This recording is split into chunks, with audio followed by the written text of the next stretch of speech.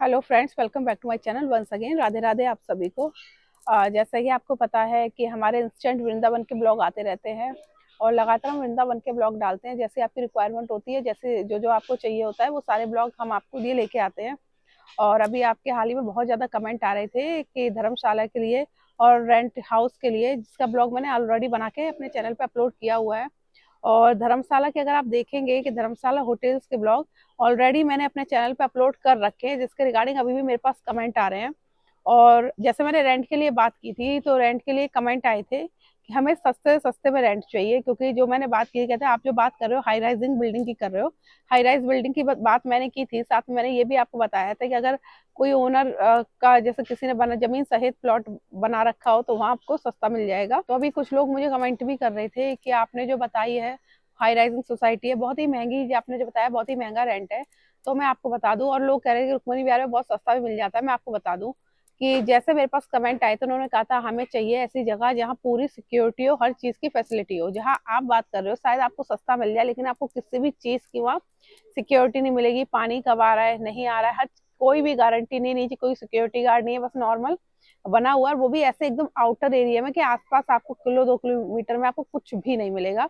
इसलिए वो एरिया मैंने आपको सजेस्ट नहीं किया। इफ सपोज अगर आप चाहते हैं कि मैं आपको सस्ते से सस्ता ही देखना है, और चाहे वो एरिया कैसा भी हो, तो मैं आपके लिए, हम लोग बहुत जल्दी वृंदावन जा रहे हैं जैसा कि मैंने बताया, तो वो एरिया का भी ब्लॉग मैं बना के आपके लिए अपलोड करूंगी, रेंट का भी।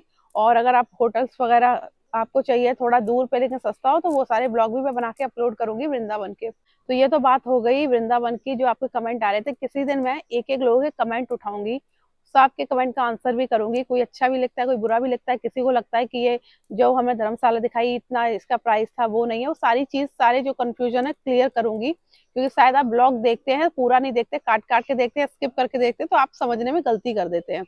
और अभी जो है आपको जैसे मैं पता है कि मैं आई हुई हूँ अयोध्या साइड, और अयोध्या में आपको पता है कि मेरे घर में फंक्शन है, तो इसलिए कुछ लोग बोलते हैं कि हमें सिर्फ वृंदावन के ही ब्लॉग देखने हैं, आपसे वृंदावन के बारे में बात किया करो, वृंदावन के ही ब्लॉग बनाया करो। तो मैं आपको बता दूं कि हर समय ऐसा नहीं होता है।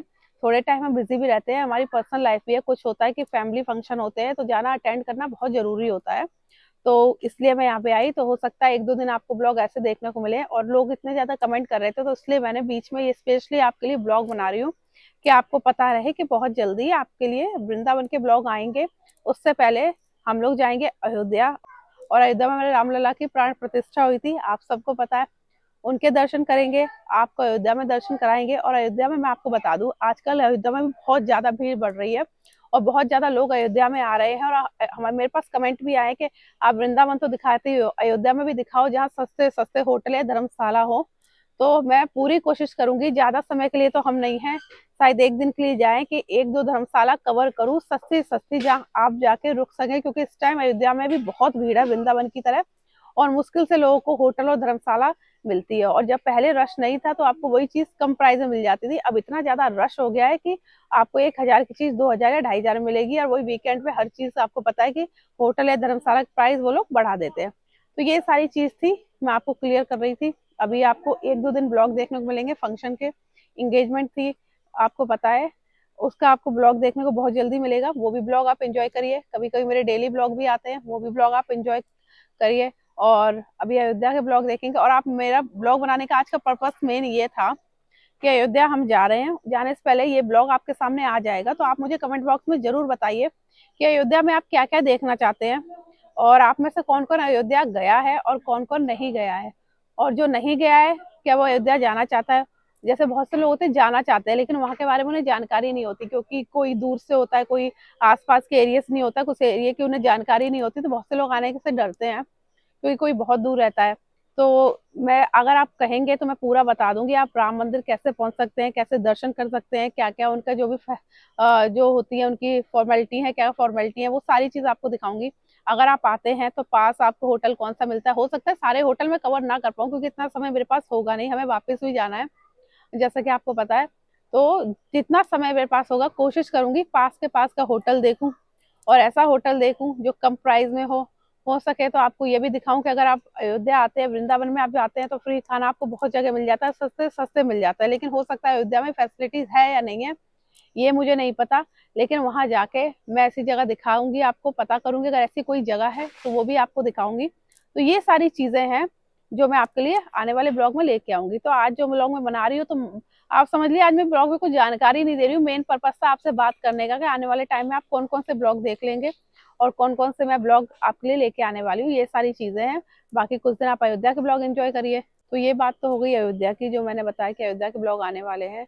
उसके साथ साथ आपको पता है कि मैंने ये आपसे कुछ दिन पहले एक ब्लॉग बनाया था जिसमें बात की थी उन लोगों के लिए जो वृंदावन आना चाहते हैं, उनको आने में बड़ी प्रॉब्लम होती है, मनी प्रॉब्लम होता है, बजट प्रॉब्लम होता है।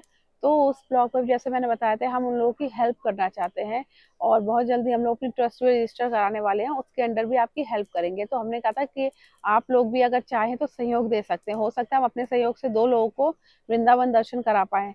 अगर आप लोग सहयोग देंगे तो 4 5 6 लोग कम दर्शन करा पाए, ज्यादा लोगों को।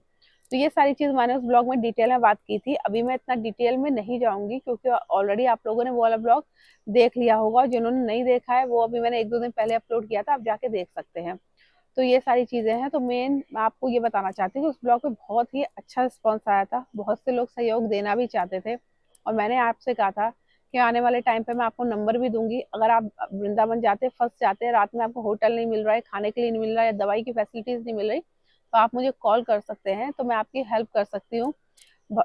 ये सारी चीज मैंने आपको बताई थी और नंबर भी मैंने कहा था, वो नंबर बहुत जल्दी मैं आपको दूंगी। तो आने वाले टाइम पे अभी हम आपको पता है बाहर हैं, आए हुए हैं फंक्शन पे, फैमिली फंक्शन है, जब वहाँ पहुंचूंगी तो वो सारी चीज आपके साथ हम शेयर करेंगे, सारी चीज करेंगे। तो बहुत सारे लोग आगे आए, उन्होंने बोला हम सहयोग करना चाहते हैं, हम आपकी हेल्प करेंगे। बहुत से लोगों ने कहा आइडिया भी दिया आपको ऐसे करना चाहिए, ऐसे करना चाहिए, किसने कहा आप बहुत अच्छा सोच रहे हो।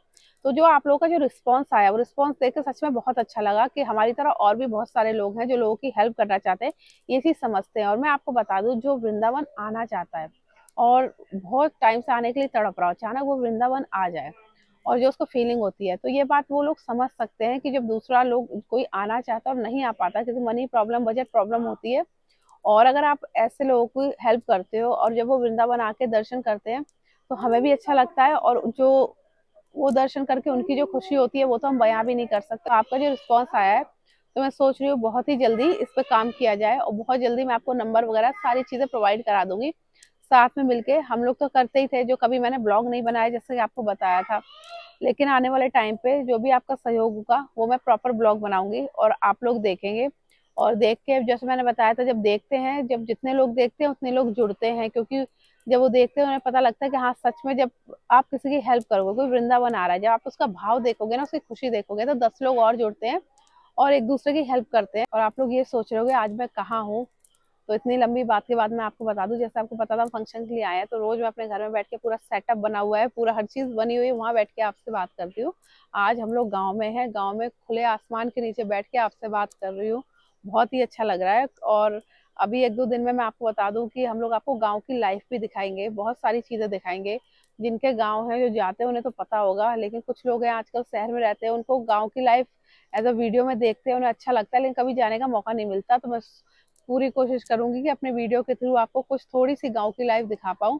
और घर में फंक्शन था, आपको बताया था मेरे देवर की एंगेजमेंट थी, तो आज एंगेजमेंट उनकी हो गई है, जिसका ब्लॉग भी मैं बहुत जल्दी अपलोड करूंगी। अभी मैं आपके लिए ये ब्लॉग मैंने इसलिए बनाया क्योंकि लोगों के बहुत ज्यादा कमेंट आ रहे थे, और जैसा कि आप देख रहे हैं हम लोग गाँव में हैं, और आगे हमारा क्या प्लान है ये सारी चीज मैंने आपको बता दी, डिस्कस कर दी, क्योंकि मुझे लगा ये ब्लॉग बनाना चाहिए ताकि आपको भी पता रहे। बहुत से लोग फिर कंफ्यूज हो जाते हैं और बार बार कमेंट करते हैं, बहुत से बोलते हैं कि आपसे वृंदावन के बारे में ब्लॉग बनाया करो, आपसे वृंदावन की बातें किया करो, आपसे वहीं का ब्लॉग बनाया करो।